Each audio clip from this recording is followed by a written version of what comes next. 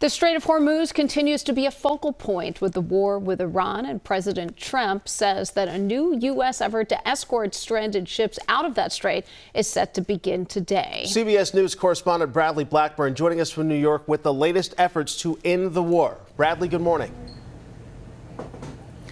AJ, Heather, good morning. Right now, the ceasefire that technically expired is still largely holding, but the stalemate does continue in the Strait of Hormuz, and this new plan is another way President Trump is trying to assert some control over that critical waterway.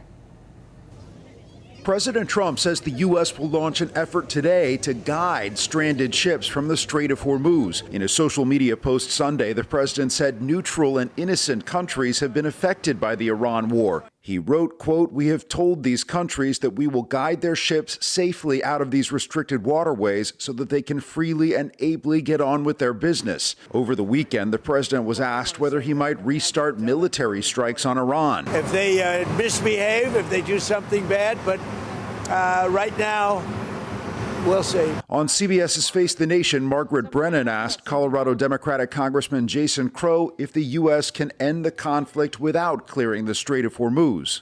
We're blockading their blockade. I think the real question that we should all be asking is, does America really want to continue to have conflict in the Middle East for another 5, 10, 20 years? According to Iran's state media, the country's latest proposal calls for issues between Tehran and the U.S. to be resolved within 30 days and aims to end the war rather than extend the ceasefire.